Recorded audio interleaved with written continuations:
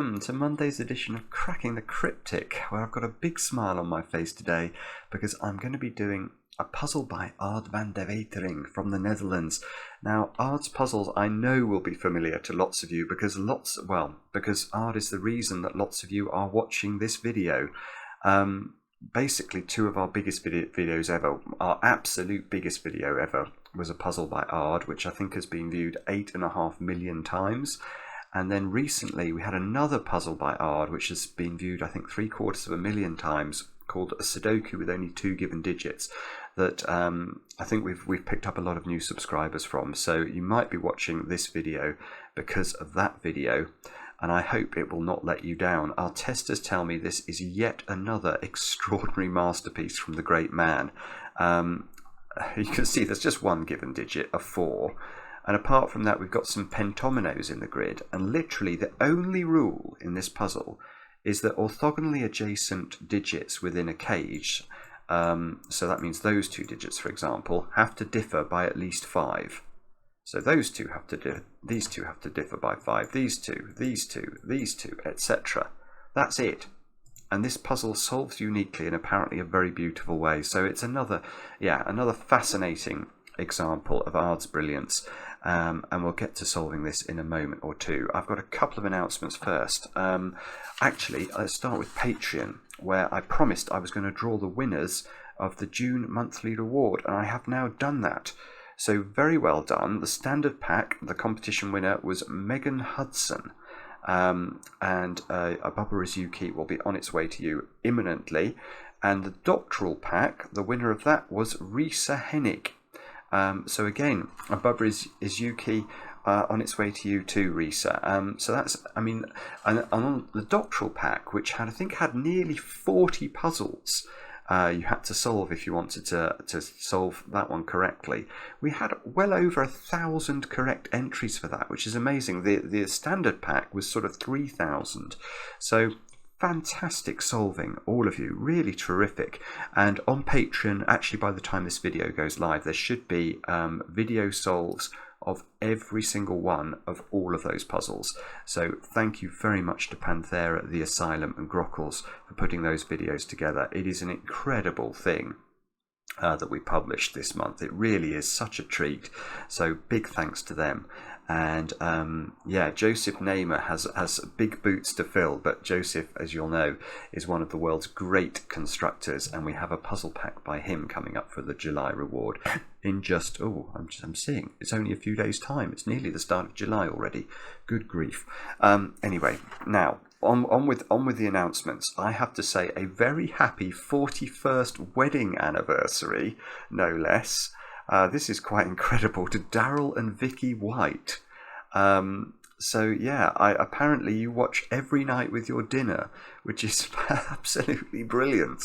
And your children, Isabel and Bob, let us know this and said you might appreciate a shout out. So 41st wedding anniversary, absolutely, that's brilliant. I hope you have a massive cake to celebrate that. But then also I need to say happy birthday to Faith O'Rise. Faith is turning 21 today, and they wrote us an absolutely lovely email. So thank you to Faith O'Rise, and we hope that you have a brilliant 21st and lots of cake as well. That's all I've got to tell you. I've sort of read the rules already, but I will recapitulate them now. So it's called German Whisper Pentominoes. Now it's called German Whispers because this rule about orthogonally adjacent digits having to differ by 5, that's sometimes called German whispers, which are often given as lines in a grid. Here they are not. They are given by pentomino shapes. So normal Sudoku rules apply, and then orthogonally adjacent digits within a cage must differ by at least 5. So I think that means that if you have dominoes that sort of one of them is in the cage, one of them isn't, that the rule doesn't apply to this domino here, but it would apply to this domino. And that's all the rules, literally. So do have a go. The way to play is to click the link under the video as usual. But now I get to play. Let's get cracking. Let's get cracking and try and work out. I'm tempted to use... Let's reiterate the two secrets about German whispers. I'm going to start off by hunting for fives. That's going to be my strategy at the start of this. Why do I want to hunt for fives? In fact, I've just worked out where I can put a 5. Well, that's because of this rule about orthogonally adjacent digits having to differ by at least 5. What would happen if we did put a 5 in one of these cages? And the answer is we'd have broken the puzzle straight away, because the next digit is impossible, because it has to be 5 different from 5. So it either has to be 10 or higher, or 0 or lower, and we can't put those digits in a Sudoku. So 5 can immediately be ruled out of all of these cages, and I've seen, look, that's going to allow me to put a 5 in column 8 straight away. In fact, and in box 4 straight away, so that's actually quite good. Yes, and I think, right, and where does 5 go in this box? Well, the answer is by Sudoku, it goes in one of these 3 cells, but then look at column 5 and ask where the 5 goes in column 5. Well, we know it can't go in the cages, so it must be in one of these 3 cells. And if it simultaneously has to be in one of these 3 cells to fulfill column 5's requirement, and one of these 3 cells to fulfill row 6's requirement, the only cell that meets both of those criteria is that one. So hunting for 5s, I think, is going to be the name of the game at the start here. And then once we've hunted for 5s, we'll go on to the second German whisper secret. Now, let me just have a look at... So 5's got 3 potential positions, 4 potential positions in box 8, 4 again in box 9, 4 in box 3. Okay. We may not be able to do any more with the 5's trick. Let's talk about the other secret then, see if that helps us. Now, the other secret is that as you move along from cell to cell within a cage, you have to flicker polarity, I'm going to call it. And now, what do I mean by that? Well, if we think about the nature of this digit for a moment, the only thing we know for sure about it is it's not a 5. And that means we can think of it either as being a low digit. It could be a low digit, it could be a 1, 2, 3 or 4. Or it could be a high digit, a 6, 7, 8 or 9. Now let's just imagine for a moment it's high. What would this digit therefore have to be? Well, again, because it can't be 5, and yet the next digit along has to differ from whatever this is by at least 5, hopefully you can see that this digit will be forced to be a low polarity digit. And then this digit will have to be a high polarity digit again, and these would both have to be low polarity digits. So there is an oscillation effect that you get as you move along this sort of German whispers constraint. And of course we don't know yet whether this is high or low, but we do know there's oscillation. So that is probably going to be interesting. He says, desperately looking for... So it's interesting here. Hang on. I'm sure it's interesting somewhere else as well. Let me just... No, I'm not actually seeing anywhere. Well, the only thing I can see about this X-shaped pentomino here, or plus-shaped pentomino, is that whatever this cell is, if this is low or high, let's make it low. So if that's low, what do all 4 of its connected cells then have to be? Well, they would all have to be high. And the interesting thing about that is that that restricts what this can be, because one of these digits is a 6, and the only digit in Sudoku that is 5 different from 6 is 1. So if these are all high, this has to be a 1. And the corollary of that is that if this is a high digit, because all of these will have to be low, one of these is a 4. And the only digit that is 5 away from 4 is 9. So this central digit of the X here is a 1 or a 9 always. And these 4 digits are always, they always have the same polarity. So, no, I wondered whether I was going to get something done in column 5 then. This feels like it's important to me, so let me just stare at this for a moment or two. At least try and work something out. Bobbins. I don't think I can do anything there. That's very surprising. And this is probably the most constrained type of pentomino, because it has this weird property where there is one cell that sees four other cells. Even the P pentomino here doesn't have that quality. This cell is quite restricted in it. It sees 3 other cells. So this cell, yeah, this cell could never be a 3, for example, because we know all 3 of those would have to be high polarity because of the second secret, if you like, and there's only 2 digits that are 5 away from 3 that are valid Sudoku digits, 8 and 9, and I can't put 8 and 9 into all of those cells. And the corollary of that is, of course, if we go 8 here, as Maverick flies past, then these would all have to be, no, 8 will work actually. We need to try something a bit closer to the, if we try 7 there, we can put 1s and 2s into there, but we won't be able to do better than that, so we'll get repeated digits. So this can never be, it's got to be reasonably extreme, I think. So it can never be 5, obviously, it can never be 4 or 6, and it can never be 3 or 7. So it's got to be 1, 2, 8 or 9, which is almost interesting. Well, no, it's not really interesting, is it? But, oh yeah, okay, well that's got the same property. Yes, this central, right, so, yeah, okay, that one as well. So what I'm doing now is I'm hunting in the pentominoes shapes for cells that have 3 orthogonal neighbours in the cage. And I think this one has that property, so that's got to be 1, 2, 8 or 9. And I think this one has that property, so that's got to be 1, 2, 8 or 9. It's not a great breakthrough, is it? It's really not.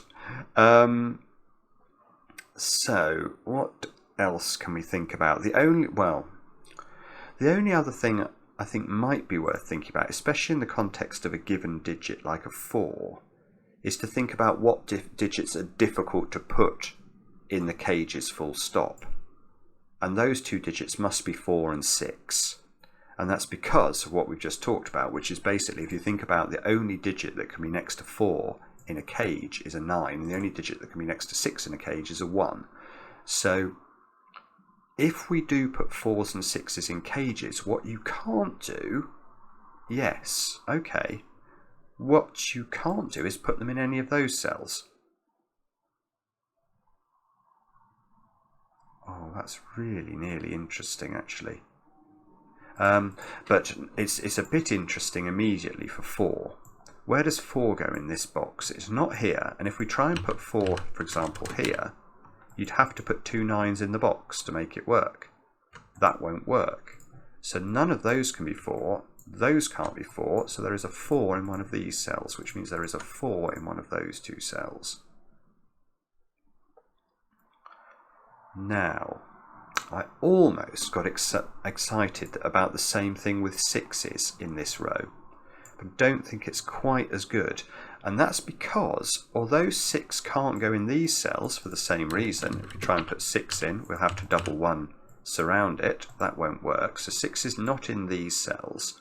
But I don't think I can assume one of these is a 6, because can't 6 be here?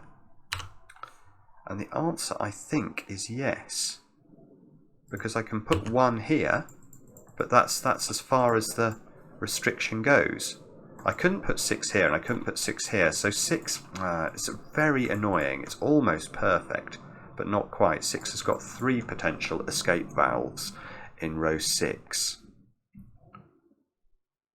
So where else are 4s and 6s restricted? What about... Okay, so 6 has got to be in one of those cells in box 4. Yeah, with this F pentomino here, I think the 6 has actually got lots of opportunities to live in that pentomino, which is perhaps surprising. Ooh, okay, if it's in this one, it's only got one opportunity to live. It would have to live here. No, the T is very nice as well, actually, for it. It's got lots of homes. But what it hasn't got is a lot of homes in this column. Okay, where does 6 go in column 8? Maverick flying past again, good grief. Well, we can never put it in the middle of a cage like this, where it's got 2 orthogonal neighbours, because that's going to immediately give us a problem. 6 here requires double 1. So that won't work. So it's not going here, it's not going here, it's not going here, because that's going to require double 1 into those. It's not going here, that will require double 1 in those. It's not going here, that will require double 1 there. And it's not going here, that will require double 1 there. So I think it's only got one option, which is there, which means this is a 1, which means this is not a 1, this is not a 1, this is not a 1 now.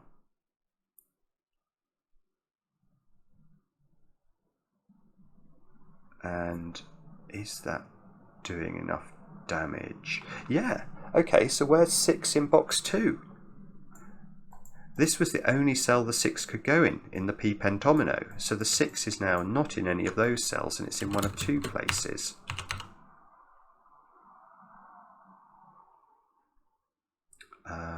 Now, can we do better than that?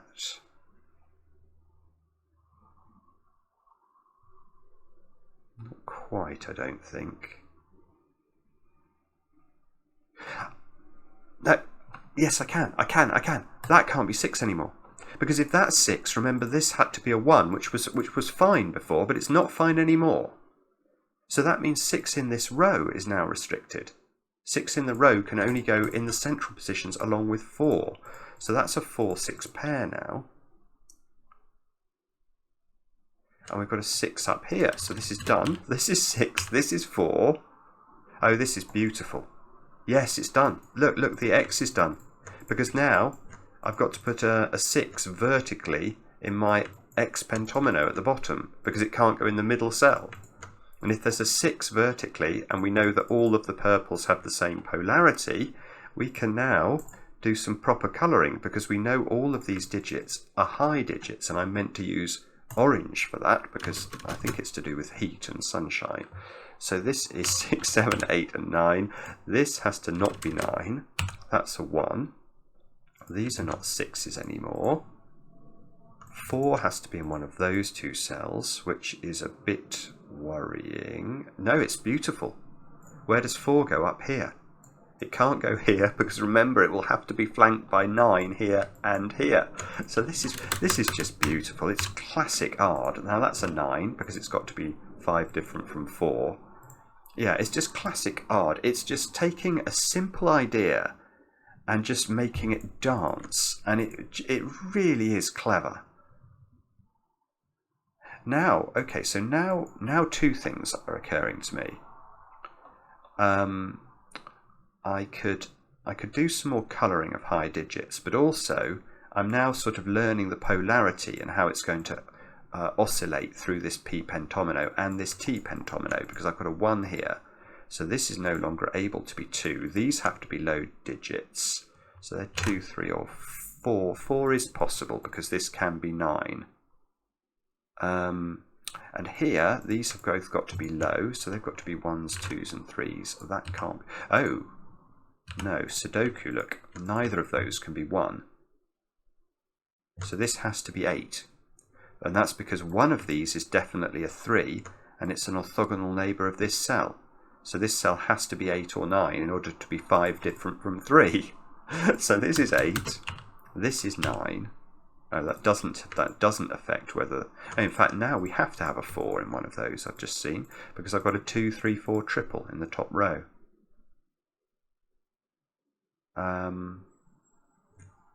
So, is this good?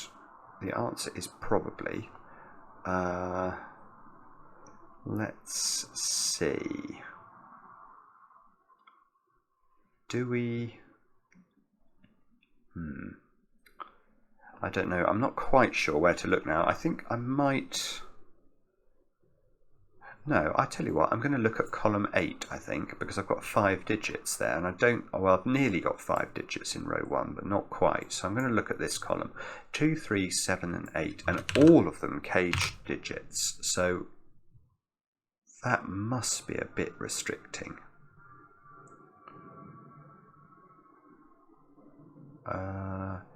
You can't put 3 here. Because if that was a 3, it would have to be flanked by 8 and 9, and it can't be. So that's got just 2, 7 or 8 as options now. Yes, okay, and that can't be 7 for a similar reason. If this is a 7, you have to flank it with 1 and 2, and you can't. So that cell is 2 or 8 only, I think. But unfortunately, that doesn't tell us how this Z pentominoes polarity shifts, because obviously 2 and 8 are very different in terms of their polarity. Okay. So 6 is a little bit restricted in box 6, because remember it can't go here, it would have to have double 1. It can, I think, go here though if this is a 1, so it's got 3 positions only in the box, which is nearly good but not quite good enough. What about, well, okay, let's check the top row then. We need 1, 5, 6 and 7 into these cells, and I can see immediately we can't put 5 into the cage, so the 5 has just 2 positions. Right, and if we think about this domino, remember we've got the oscillating polarity principle going on, the Big Bang episode, bazinga. Now that means that one of these needs to be a low digit, and the only low digit that seems to be available is a 1. So there is definitely a 1 in this domino, which means we can get rid of 1s from these cells. But 1 can go with either 6 or 7, so I'm not sure.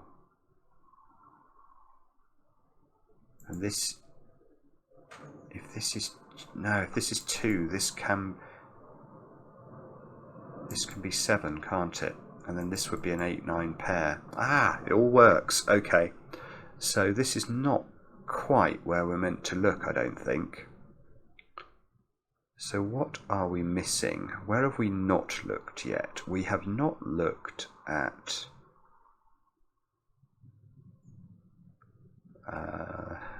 oh, that's not a 6. Oh, that was sort of flashing at me, because if this is a 6, you have to put 1 on both sides of it, and this can't be a 1. So this is down to 1 or 7. And 9 is in one of those 3. Right, I'm getting to desperate levels of pencil marking now. And I don't know what that is, apparently. If that was... I don't think that's under pressure.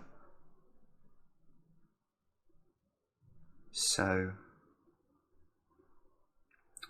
W pentomino here. Well, we've got to have... Ah, yeah, okay. Yes. What are we going to fill into these 2 cells? Because remember, we've got oscillating polarity, so one of these is definitely a high digit. But no, we can't put 6 into these cells, because if we do try and put 6 into them, we're going to have the double 1 problem again. So there's no 6 in this domino, therefore there must be a 7, 8 or a 9 in it, and that means that we've got a virtual triple in this row. on 7, 8 and 9. We've got 7, 8s and 9s definitely into these two cells, and one of these two cells must also be a 7, 8 or a 9. So that is not 8, that is 2. And that gives us the polarity of this box at the bottom, which means we can lock 3. 3 can't be next to 2, it's not 5 away. So the 3 moves up here, which must be flanked by 8 and 9. Good grief. Good grief. We are off and running again. So now this digit is low and it's not 3 or 4, that's 1 or 2. This digit is high and it's not 8 or 9, that's 6 or 7. Which could still be 6 because this could be 1. But now I know those digits. Oh, this is lovely. Yeah, 1, 2 and 7 by Sudoku. But remember, we've got oscillating polarity principles going on. So we've got to make sure that we don't have 2 digits in a row that are of the same polarity. So we're going to have to put the 7 in the middle. Which gives us that gives us a 1 at the top by Sudoku. Which means that we now know that, yes, this is lovely. Look, we now know the polarity of the whole of the F pentomino. So this can't be 2, that's got to be 8 to be at least 5 away.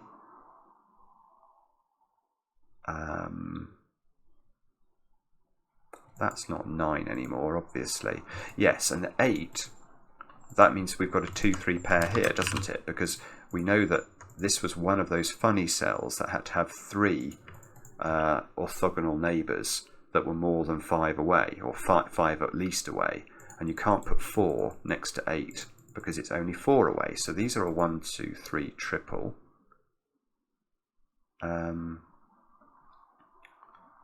This square is not 7 or 8, but might be able to be 9 still. Which is...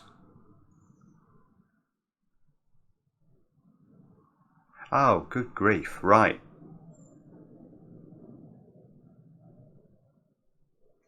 Wow, there's stuff going on down here. Because now I can't put 7 here. Not only because of this 7, but if I try and put 7 in this one, what's this cell got to be? It's got to be 5 different from 7, which means it needs to be 1 or 2, and it can't be anymore. So 7 is ruled out of these two cells, which means 7 is in these two cells, because of the 7, 8, 9 triple that we've got in row 8, which means that 7 is not in those cells, which means this is now a 6, 8 pair, which means this is not 8, which means that we've got a 7, 9 pair here, which means, I want to say that means this has to be 8. This is, oh, I have to say, let's just pause here because this is so beautiful what's happened down here. This is just gorgeous. Yeah, because so how this worked was we worked out we had a 7, 8, 9 triple. That fixed this cell. And yes, and then what I could have done, I suppose, is immediately looked back here and said, getting a 1, 2 pair here means I can no longer have 7 in this domino. And then 7 moves here, which forces that to be 6, 8, which forces this to be 7, 9, which rules 9 out of here. And we've just said that we can't use 7 either. So that forces the 8 to be the digit that occurs in this domino, and that 8 tells us the order. That is so clever. Good grief. So this is a 3, because it can't be a 4, it wouldn't be 5 away.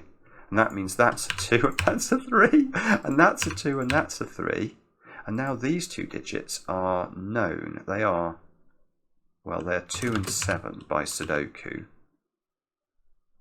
And of course, well, we know all sorts of things. I know that these two cells are high, so they are 6, 8s and 9s by polarity. I know this is low, and it's not 3, so it's 1 or 2, which gives me a 1, 2 pair there, look. This is low, so that's 1, 2, or 4 perhaps, if this can be 9. Oh, maybe it can. Okay, oh, in fact it is. Yeah, this is a 3, so it has to be flanked by an 8, 9 pair. So there's a 9 here. Sorry, that's me being slow. COVID brain. 9. Oh, that's lovely. Where does 9 go in the Z pentomino box?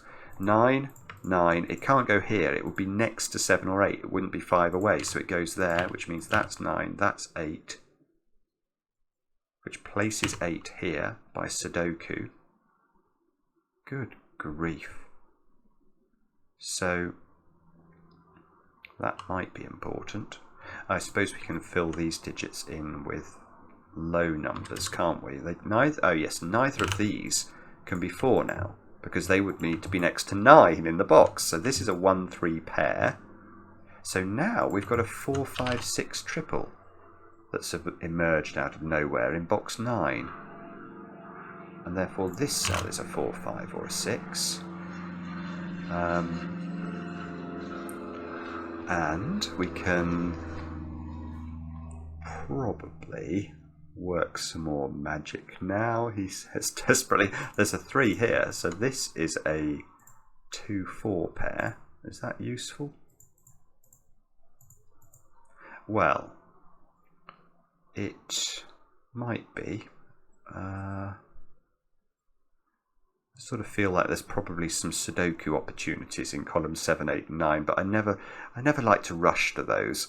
Let me just stare at this for a moment or two.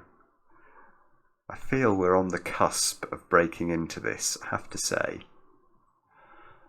Let me think. What about...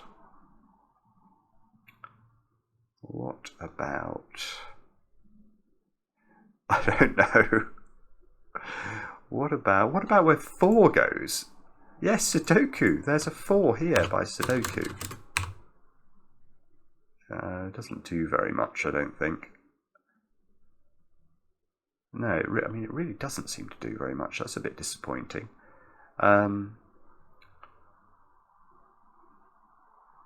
Oh, okay. No, that's I'm aligning this 4 a little unfairly. The 6 now in box 1 is in one of those 2 cells.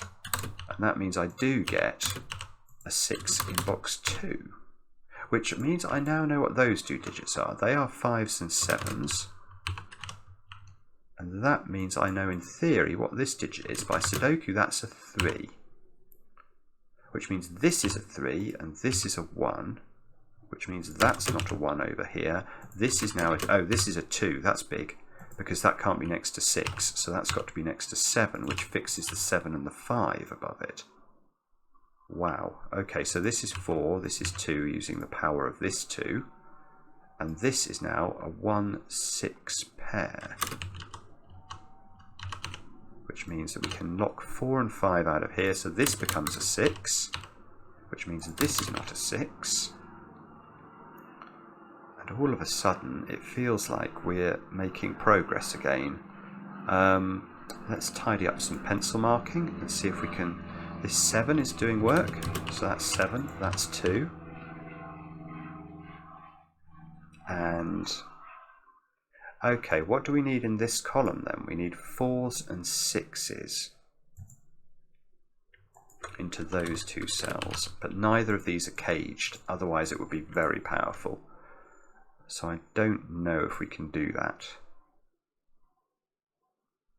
Can we...